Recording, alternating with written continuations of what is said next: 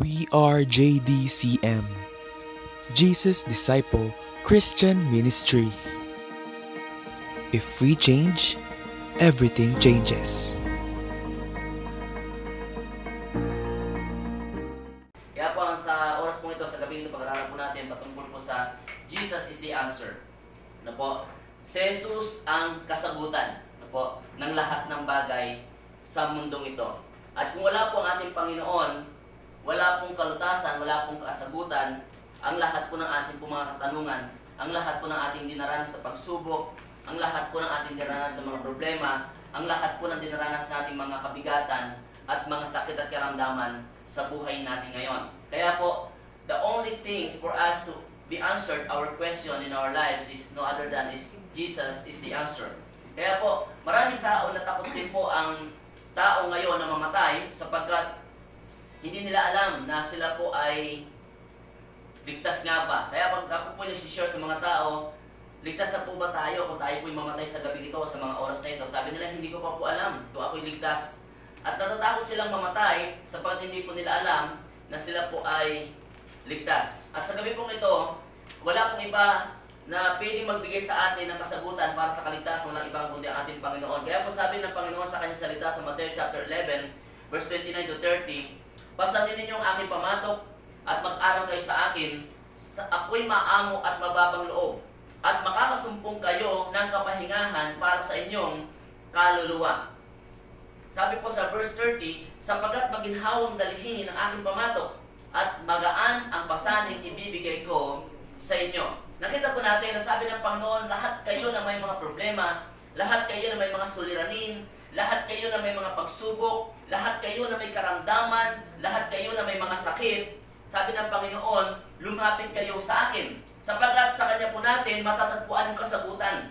Kaya sa Panginoong Hesus lang natin mararanasan ang kasagutan sa lahat ng ating dinaranas po ng mga problema, mga kapatid. At sa oras pong ito, marami pong tao na takot mamatay dahil po hindi nila siguradong sila po ba ay ligtas. Pero sabi nga po, Jesus is the answer of all salvation. Makita po natin, sabi rito, number 1, si Jesus po ang kasagutan ng kaligtasan. Kaya po sabi ng Panginoon sa Gawa chapter 4, verse 12, makita po natin na kay Jesucristo lamang matatagpuan ang kaligtasan. Sapagkat sa silong ng langit, ang kanyang pangalan lamang ang ibinigay ng Diyos sa ikaliligtas ng tao. Napansin po natin, kay Jesucristo lamang. Hindi po sa relihiyon, hindi po sa anumang organisasyon o grupo ng tao sa mundong ito, kundi sa Panginoong Hesus lang natin makakamtan ang kaligtasan. Sa Panginoong Hesus lang natin makakamtan ang buhay na walang hanggan. Kaya po, kung hindi natin ibibigay sa Panginoon ang ating buhay, hindi po tayo maliligtas. At walang kaligtasang matatamo ang tao maliban ang kanyang buhay ay ibigay niya sa Panginoon. Maliban ang kanyang buhay ay isuko niya sa Panginoon. Maliban ang kanyang buhay ay ipagkatiwala niya sa Panginoon sapagkat si Jesucristo lamang ang kasabutan ng kaligtasan. Wala pong reliyong makakapagligtas sa tao. Walang reliyon na makakapagbigay ng kaligtasan sapagkat inasyon ng salita ng Diyos, sinigurado ng salita ng Panginoon dito na kay Jesucristo lamang natin matatagpuan ang kaligtasan. Sapagkat sabi dito, sa silong ng langit, ang kanyang pangalan lamang ang ibinigay ng Diyos. Saan? Sa ikaliligtas ng tao. Walang binanggit dito na sa mga pangalan na simbahan, o sino mang simbahan, o saan mang samahan, o sino mang mga lingkod ng Diyos, o sino mang mga pari o pastor, doon matatagpuan ang kaligtasan. Dito po, malinaw na sinabi na kay Jesucristo lamang natin matatagpuan ang kaligtasan. At ano po sabi po ng Panginoon sa John 14:6? Sumagot si Jesus, "Ako ang daan at ang buhay. Walang makakapunta sa Ama kundi sa pamamagitan ko." Nakita po natin na si Jesus lang daw ang daan. Sa Kanya lang natin matatagpuan ang buhay na walang hanggan.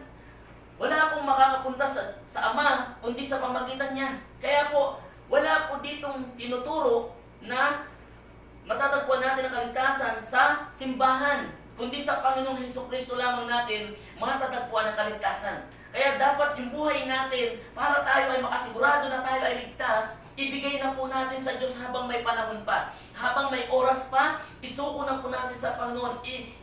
Ipagkatiwala na po natin sa Panginoon yung ating pong buhay. At magkaroon po tayo ng pananampalataya sa Kanya. relasyon sa Kanya na sa ganon, anumang oras, anumang araw na tayo pumanaw sa mundong ito, alam niyo po na tayo po'y magkakamit ng kaligtasan sapagkat sabi nga po ng Panginoon, He is the way, He is the truth. Siya lang po yung katotohanan, siya lang po yung daan, at wala daw makakapunta sa Ama kundi sa pamamagitan po ng ating Panginoong Hesus. At ano po sabi ng Roma, chapter 10, verse 9?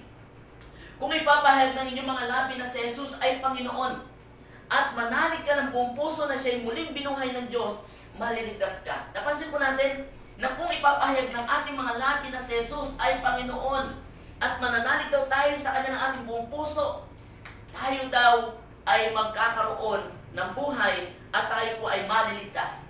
Kaya po napakahalaga po nang tayo po ay nagpapahayag na si Jesus ay Diyos. Kaya po maraming tao ngayon na hindi kinikilala si Jesus na Diyos. Paano po sila maliligtas?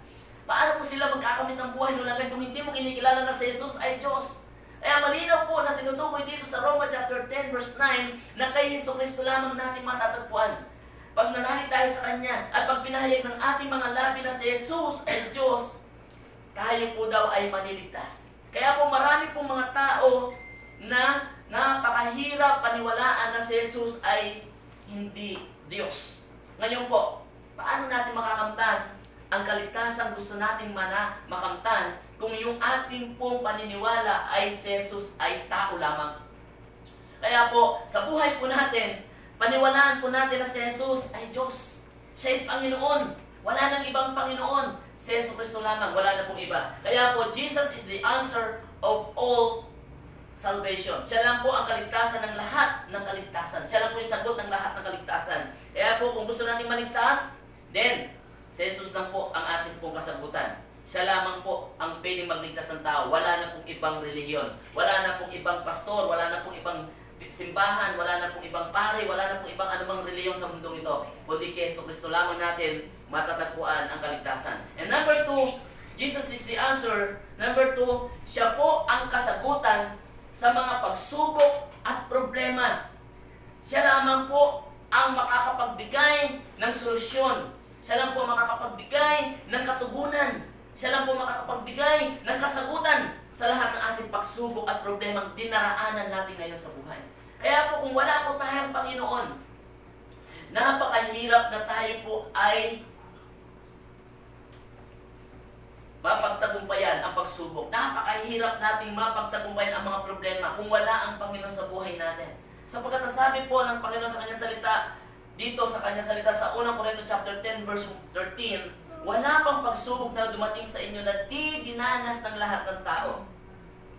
Tapat ang Diyos at hindi niya ipahintulot na kayo subukin ang higit sa inyong makakaya. Sa halip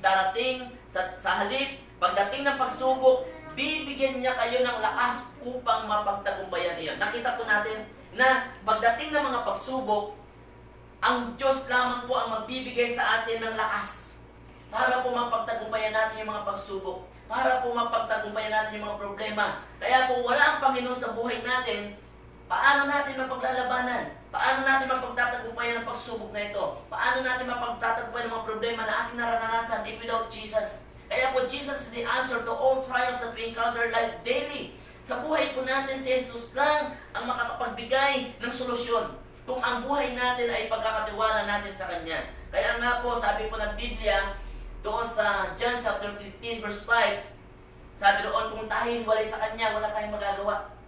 Kaya mga kapatid, yung buhay natin, dapat po nating ilagak po sa ating pong Panginoon. At ang sabi po ng Panginoon sa 1 Peter chapter 1 verse 7, ang ginto na nasisira ay pinararaan sa apoy upang malaman kung talagang dalisay.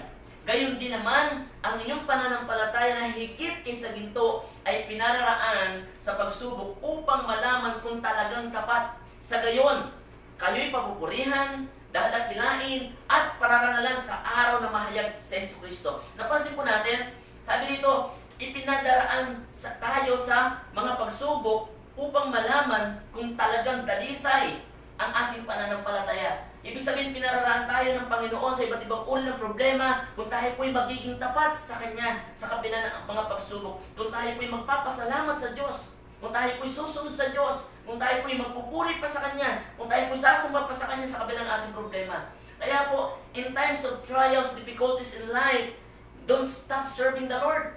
Don't stop worshiping God. Bakit?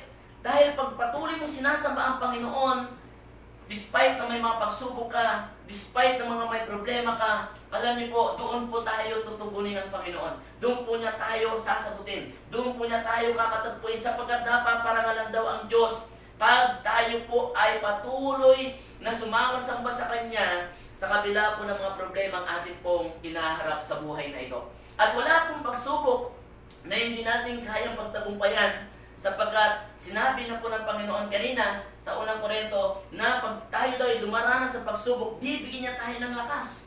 Kaya to God be the glory sa mga pagsubok, dapat lalo natin siyang parangalan. Dapat lalo natin siyang sambahin. Dapat lalo tayo magbabad sa pananalangin. Dapat tayo magbabad lagi sa Kanyang salita. Sapagkat pag tayo po'y babad sa salita ng Panginoon, tayo po'y patuloy na lumalakas sa pananampalataya. Patuloy na lumalalim sa relasyon natin sa Diyos. Pag tayo po ay patuloy na nanalangin, patuloy na sumasamba sa kabila ng pagsubok na ating kinaharap. At alam niyo po ba, makita po natin na sa pamagitan pala ng pagsubok, tayo po ay dinadalisay ng Diyos. Tayo po ay hinuhubog ng Diyos sa ating pananampalataya. Tayo po pala ay patuloy patuloy niyang pinapalago yung ating pananampalataya. Kaya sa buhay po natin, number 3, no, na dito po makita po natin na Jesus is the answer to all our needs. Si Jesus lang yung kasagutan sa lahat ng ating pangangailangan. Kaya po walang pangangailangan sa buhay na ito na hindi kayang sagutin ng Diyos. Hindi kayang katagpuin ng Diyos. Sapagkat sabi niya kanina sa salita niya, lumapit lang kayo sa akin. Ako yung bahala sa pangangailangan nyo. Lumapit lang kayo sa akin. Ako yung bahala sa mga pagsubok at problema nyo. Lumapit lang kayo sa akin. Sabi niya kanina sa kanyang salita, ako yung magliligtas sa inyo. Nakita po natin na Jesus is the answer to all our needs. Bakit po? Dahil wala pong kayang gawin ng Diyos sa buhay natin. Lahat po ay kayang gawin ng Diyos. Kaya lang ang tanong, sa kabila ba ng ating pangangailangan, ay patuloy ba tayong lumalapit sa Diyos? Or sa kabila ba ng ating pangangailangan, doon lang natin naaalala ang Panginoon? Sa kabila ba ng ating pagsubok at problema na ating kinaharap, doon lang ba tayo lumalapit sa Diyos? Hindi po dapat yun ang ating pong maging ugali bilang mananampalataya, bilang mga anak ng Diyos. Dapat po, kahit may pangangailangan ka, kahit mayroon kang problema o sakit, or pagsubok, dapat patuloy kang lumalapit sa Diyos. At ano po sabi? Jesus is the answer to all our needs. Si Jesus lang ang katugunan sa lahat ng ating pangangailangan. Ano po sabi ng Panginoon sa awit 16 verse 5 to 6? Ikaw lamang, O Yahweh ko, ang lahat ng aking buhay. Ako'y iyong tinutugon sa lahat kong kailangan. Napansin po natin? Sabi doon, ikaw lamang, O Yahweh ko, ang lahat ng aking buhay. Ako'y iyong tinutugon sa lahat kong kailangan. Napansin po natin na si Jesus lang daw ang tumutugon ng ating kailangan. Kaya po, tayo po ay huwag magkatubiling lumapit sa Diyos. Huwag po tayong magkatubiling kilalanin ng Diyos. Huwag po na tayo magkatubiling sambahin ng Diyos. Huwag po tayong magkatubiling manalangin sa Diyos sapagkat siya po yung tumutugon sa ating pong kailangan. At ano po sabi ng Panginoon? Ang biyayang kaloob mo ay kahanga-hanga. Tunay, kahit inang na kaloob mo sa akin ay ibinigay. Nakita po natin, yung biyaya ng Panginoon ay talagang sobra-sobra po sa buhay natin kung isipin po natin. Alam niyo po, despite na marami tayong pagkukulang sa Diyos, despite na marami tayong mga kahinaan, despite na marami po tayong ginagawang pagsuway sa Panginoon, pero yung biyaya ng Panginoon ay patuloy pa rin natin nararanasan. Nandoon yung pag-iingat niya sa atin, nandoon yung pagsama niya sa atin, nandoon yung paggabay niya sa atin, nandoon pa rin yung pagpapala niya sa atin, sa kabila na tayo ay nagkukulang sa Panginoon. Nandoon pa rin po yung patuloy na pagpapala ng Panginoon na patuloy po nating natatanggap. Kaya mapansin po natin, sa buhay po natin, ang sabi ng Panginoon sa awit 18 verse 6, kaya't si Yahweh ay tinawag ko sa aking kahirapan. Humingi ng saklolo mula sa templo niya, tinig ko'y narinig. Umabot sa kanya ang aking paghibig. Napansin po natin na pag tayo pala may pangangailangan, wala tayong dapat ibang gawin kundi dumulog sa kanyang harapan. pumunta sa kanyang sambahayan, sa kanyang templo, o kaya pumasok tayo sa bahay natin, sa ating pong mga kwarto, manalangin tayo sa Diyos, lumuhod tayo sa Diyos, magpakumbaba tayo sa Panginoon, at mararanasan natin yung pagtulong ng Diyos, at mararanasan natin yung pagkilos ng Panginoon. Pag tayo po ay taos-pusong nanalangin na may pananampalataya, tayo po ay kakatagpuin ng ating pong Panginoon. At ang sabi po rito sa awit 86, kaya't si Yahweh ay tinawag ko sa aking kahirapan. Humingi na saklolo mula sa templo niya, tinig ko'y narinig. Umabot sa kanya ang aking paghibig. Napasin po natin na yung tulong ng Panginoon ay naranasan niya. Dahil nga, kay Jesus lang natin makakamtan ang katugunan. Because Jesus is the answer. Jesus is the answer. Kaya po si Jesus lang ang katugunan. No po, kaya pag tayo po ay dumaranas ng mga kahirapan, then come to the Lord. Just come to Him. Just worship Him. The more you encounter trials in life, the more you worshiping God. Dapat mas marami yung pagsamba. Hindi po yung mas maraming alalahanin, mas maraming takot, pangamba sa buhay. Dahil nakikita mo yung pangangailangan mo, ito, malapit na naman po si Judith ngayong katapusan, di ba po? Katapusan na pala ngayon, no? Yan, tulad yan. Grabe, no? Marami na po ngayon na nangagulumihanan kasi nandiyan na naman si Judith, nandiyan naman si Manny Pacquiao, no? Nandiyan na naman si Bombay, no? Kaya marami na naman po ngayong katapusan. Kaya po, nandun na naman, no? Itong problema sa tao, pag nangangailangan, doon lang lumalapit sa Diyos. Pag nangangailangan, doon lang tumatawag sa Diyos.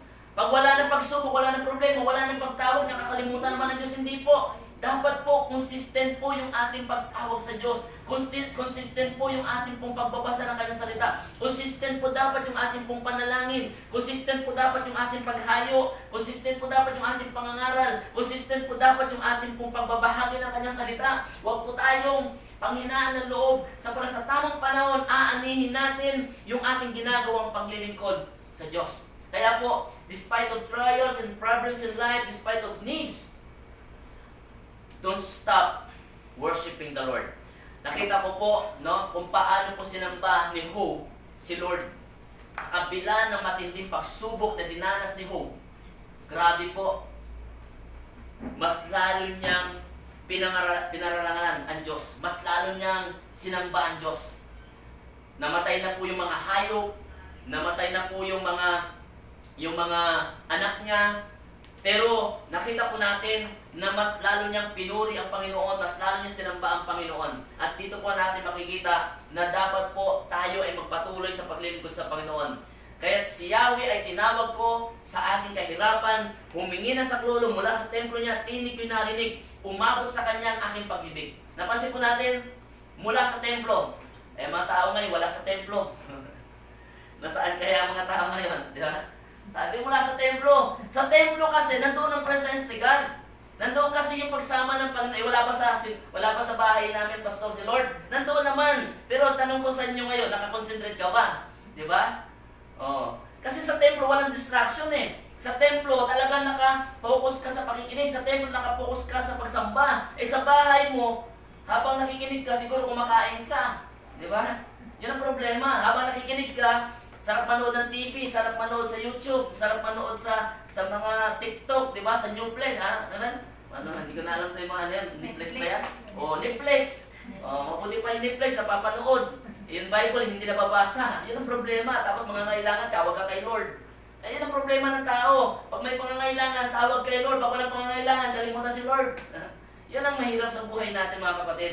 Kaya po, huwag po natin gawin si Lord na robot ng buhay natin. Hindi utusan si Lord. Si Lord, Diyos siya. Panginoon natin siya. Huwag na tayo lumapit pag may kailangan tayo sa Diyos. Huwag na tayo lumapit sa Diyos pag may pagsubok at problema tayo. Huwag na tayo lumapit sa pagkailangan natin ng kaligtasan. Lumapit tayo sa Panginoon dahil Panginoon natin siya dapat sa buhay natin. Amen. And then number 4 po, makita po natin, sa Philippians chapter 4 verse 19, tignan niyo po. Sabi, Jesus is the answer to all our needs. Ano po sabi ng Philippians 4:19? At buhat sa kayamanan niyang hindi maubos-ubos, ibibigay niya ang lahat ng inyong kailangan sa pamagitan ni Kristo Jesus. Napansin po natin? Sabi nito, at buhat sa kayamanan niyang hindi mauubos, ibibigay niya ang lahat ng inyong kailangan sa pamamagitan ni Kristo Jesus. Nakita po natin, Pag nakita ng Panginoon na tayo tapat sa Kanya, pag nakita ng Panginoon sa kabila ng ating pagsubok problema, sa kabila ng ating pangangailangan ay naging tapat tayo, patuloy tayong nananalig, patuloy tayong sumasamba, patuloy tayong naglilingkod, patuloy tayong sumusunod sa Panginoon, sabi ng Panginoon, I will supply all your needs according to His riches and glory by Christ Jesus. He will supply your needs. He will provide your needs. Because what? He is God. He is the provider. Siya po yung provider natin. Siya po yung nagbibigay ng pangangailangan natin. Kaya huwag tayong mag-alala. Huwag tayong matakot. Ano man yung problema mo ngayon, ano man yung pagsubok mo ngayon, ano man pangangailangan mo ngayon, financial man yan. Pag ikaw ay may pananampalataya, ipagkakaloob yan ng Diyos sa iyo. Pero mayroon dapat makita sa iyo ang Diyos. Dapat matuto kang lumuhod sa Kanya.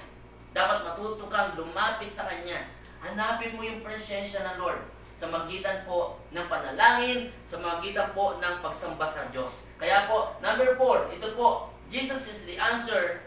Siya po ang sagot sa ating mga sakit at karamdaman, mga kapatid. Si Jesus po ang makakapagbigay sa atin ng lunas sa lahat po ng ating karamdaman, sa lahat po ng ating mga sakit na dinaranas ngayon. Kaya po, huwag tayong matakot pag may sakit tayo. Huwag tayong matakot pag may karamdaman tayo. Huwag tayong mag-alala. Bakit po? Sa sakit at karamdaman po, dapat mayroon tayong makita kung bakit ito nangyayari sa buhay natin. Kasi po, may dahilan po ang Diyos kung bakit tayo ay nagkakaroon ng sakit, kung bakit tayo nagkakaroon ng karamdaman, na minsan hindi natin namamalayan na tayo po pala, kaya tayo nakakaranas ng mga pagsubok, karamdaman na ito, sakit na ito, dahil po mayroon ditong kaugnayan sa ating mga ginagawa sa buhay natin, marahil nakaraan, marahil sa kasalukuyan. Alam niyo po, may makikita po kayo kung bakit ang mga tao ay nagkakasakit at kung bakit ang mga tao ay may karamdaman. Pero alam niyo po ba, in the end, kahit ito po ay pinahintulot ng Diyos, in the end, makikita natin mamaya na mayroon po palang kagalingan mula sa Diyos. Pero ito po muna, unahin natin kung bakit ang mga tao ay nagkakasakit. Tingnan niyo po. Awit 107 verse 17. May nagkakasakit dahil sa kanilang likong pamumuhay. Dahil sa pagsuway, ang dinanas nila ay mga kahirapan. Napansin po natin. Kaya pala nagkakasakit ang mga tao dahil sa kanilang pagsuway sa Diyos. Dahil sa mga liko nilang pamumuhay. Napansin niyo po? Kaya po, ayaw man po ng Diyos na tayo magkasakit. Ayaw man ng Diyos na tayo po magkaroon ng karamdaman. Pero mayroon kang dapat makita sa mensahe niya ngayong gabi.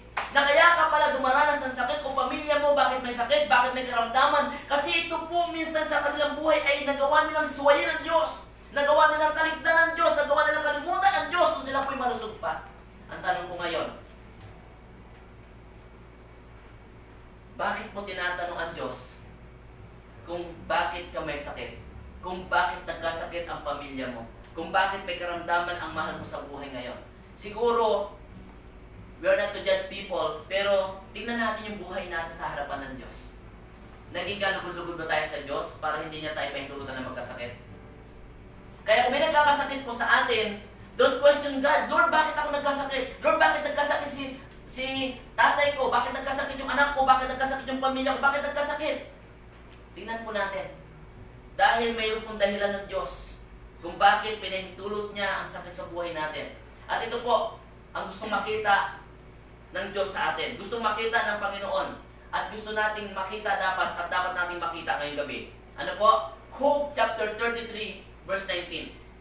Pinapadalahan niya ang tao ng iba't ibang sakit. Nakita niyo po? Upang sa pamamagitan ng kirot siya ay maituwid. Yun po pala yung dahilan ng Diyos. Kaya po pala tayo pinahintulutan ng Diyos na magkasakit para maituwid tayo sa ating maling pamumuhay.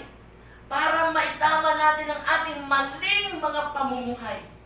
Kaya po tayo nagkakasakit dahil po ito rin po ay bunga ng ating ginawang kasalanan sa harapan ng Diyos. Marami tayong pagkukulang. Marami tayong pagsuway. Marami tayong ginawa sa Panginoon na hindi natin alam na yun pala ang naging dahilan ng ating karamdaman. Pero alam niyo po, mahabagin po ang Diyos. Tingnan niyo po, sa kabila ng sakit natin, Sa kabila ng karamdaman natin, ito pa rin ang nais ng Panginoon sa atin. Panagoy chapter 3, sorry po, doon po nauna lang po yung isang slides, pero ito po, sabi po dito, ulitin sa una po, sabi doon, Panagoy chapter 3, verse 39 to 40, bakit tayo magreklamo kung tayo pinarurusahan dahil sa ating mga kasalanan? Nakita niyo po? Bakit daw tayo magreklamo? Eh kung tayo pinarurusahan dahil pala saan? Sa ating mga kasalanan, kaya pala tayo pinarurusahan, kaya pala napahintulot ng Diyos yung mga karamdaman at sakit dahil sa ating pong mga kasalanan. At ang sabi po ng verse 40, siyasatin natin suriin ang ating pamumuhay at tayo manumbalik kay Yahweh. Nakita po natin, siyasatin daw natin ang ating pong pamumuhay at manumbalik tayo kay Yahweh. Nang sa ganon tayo po ay kanyang patawarin, nang sa ganon tayo ay kanyang pagalingin, nang sa ganon tayo po ay kanyang bigyan ng kalutasan sapagkat siya nga po ang kasagutan ng lahat ng ating dinaranas sa karamdaman ngayon. Alam niyo po, sa kabila ng ating pagsuway sa Diyos, sa kabila ng ating pong kasalanan, alam niyo po, ang Diyos ay mayroon po pa rin habag at awa sa atin. Wala pong ibang nais ang Panginoon sa kabila ng ating karamdaman, ito po ang kanyang gustong gawin pa rin sa atin. Unang Pedro chapter 2:24. Sa kanyang pagkamatay sa krus, dinala niya ang bigat ng ating mga kasalanan upang tuluyan na nating iwan ang pagkakasala. Napansin niyo po? At mamuhay ayon sa kalooban ng Diyos. Kayo'y gumaling sa mamagitan ng kanyang mga sugat. Napansin niyo po? God is a God of many chances.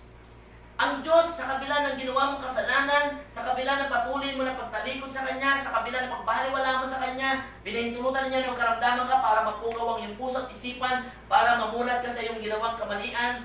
Pero ito pa rin ang Diyos natin. No? Sabi niya, wala po siyang ibang hangad sa atin, pinahintulot niya yung sakit para ano daw? Tuluyan na natin iwan ang ating pagkakasala at mamuhay na ayon sa Kanyang kalooban. Pero ito po yung kapalit. Pag iniwan natin ang ating pagkakasala at tumalikod sa ating pagkakasala at namuhay ayon sa kalooban ng Diyos, ang kapalit ng ating karamdaman at sakit ito po, sabi niya, kayo'y gagaling sa mamagitan ng Kanyang mga sugat. Ganun po kabuti ang Diyos. Hindi niya pahintulot na kayo ay magkasakit na hindi niya kayang pagalingin. Dahil siya yung sagot sa lahat ng karamdaman natin. Siya yung sagot sa lahat ng sugat natin. Siya po yung sagot sa lahat ng ating mga sakit na ating nararanasan. At ano po sabi ng Panginoon sa kanyang salita sa Isaiah 53 verse 5? Dahil sa ating mga kasalanan, kaya siya nasugatan. Siya ay binugbog dahil sa ating kasamaan. Tayo ay gumaling dahil sa pahirap na tinamo niya at sa mga hampas na kanyang tinanggap. Napansin niyo po? Dahil pala sa ating mga kasalanan, nasugatan ng Diyos. Nagdusa ang Diyos.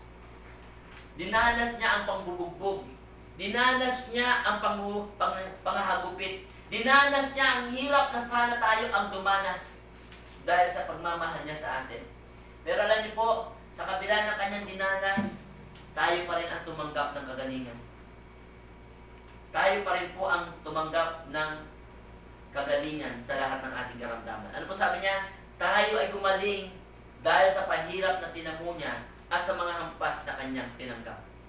Kaya po sa gabing ito mga kapatid, naway malaman po natin na si Jesus po ang kasagutan sa ating po mga pagsubok, problema, suliranin. Siya po ang kasagutan sa lahat po ng ating pong nararanasan ngayon ng mga karamdaman. Si Jesus po ang magpapagaling po sa atin. At si Jesus po ang ating pong tagapagligtas.